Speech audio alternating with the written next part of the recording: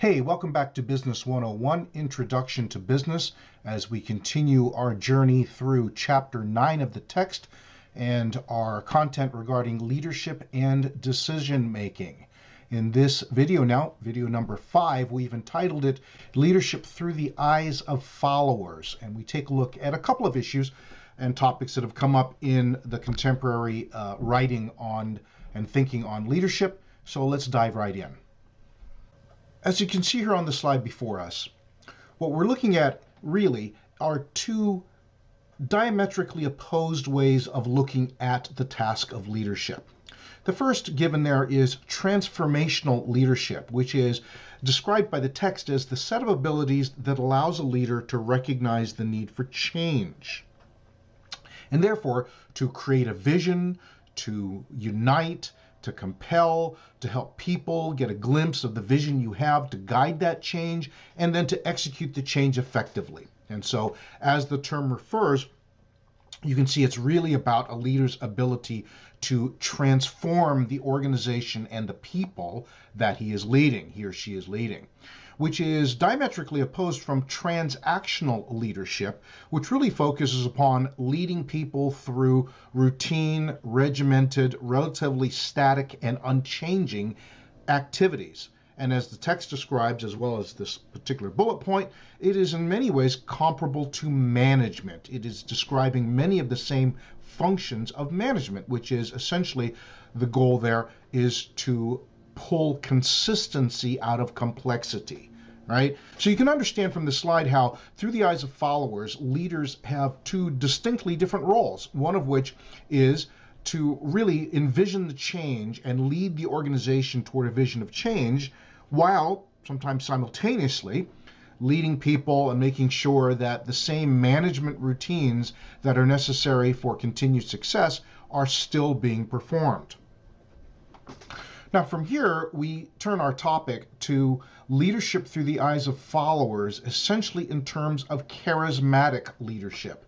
This is actually a term that has been written and published quite some bit about in recent times. And so the text introduces the idea of charisma, here defined as a form of interpersonal attraction that inspires support and acceptance. And therefore, if that's your boilerplate description or definition of charisma, charismatic leadership is the type of influence that flows naturally, is based on the leader's personal charisma. What does that look like in the real world? Well, you can see from the slide 3 primary or crucial elements of charismatic leadership. Number 1, charismatic leaders envision likely future trends and patterns, and they set high expectations for themselves and for those around them, and behave in ways that meet or exceed those expectations. Charismatic leaders energize others, point 2, by demonstrating personal excitement, personal confidence, and consistent patterns of success.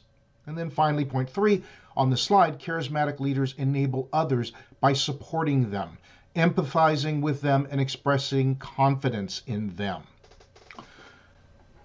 And at the outset, we can already bring up mental examples of this. Elon Musk is a very charismatic guy who tends to fit some but not all of those crucial elements of charismatic leadership. Steve Jobs, renowned and in some cases infamous leader of Apple, certainly filled some of these.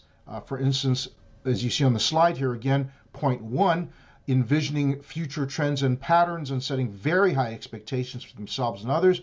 Jobs would not fall into category number 3, who would not have, anyone has ever reported he filled number 3, enabled others by supporting, empathizing, and expressing confidence in those that he led. That certainly wasn't true. And so you see here that in an attempt to better understand how leadership works and what makes great leaders great, there is an acknowledgement that sometimes it revolves around who the person is. It's sort of held in contrast or opposition to the whole idea of situational leadership that we looked at in the last lecture. The idea here that for some particularly charismatic leaders, that just the force of who they are can often form some of the most durable tools in leadership for them. Part of the difficulty there, of course, is that if we are not particularly charismatic women or men, are we able to leverage any of these kinds of tools and techniques for our behalf as leaders? And the answer is, in some ways, yes. And of course, in some ways, it just provides us more things we really got to work on. But it does provide an interesting way station on our journey, so to speak, as we consider what are the elements that make effective leaders effective. Hope that makes some sense. Look forward to seeing you in the next lecture.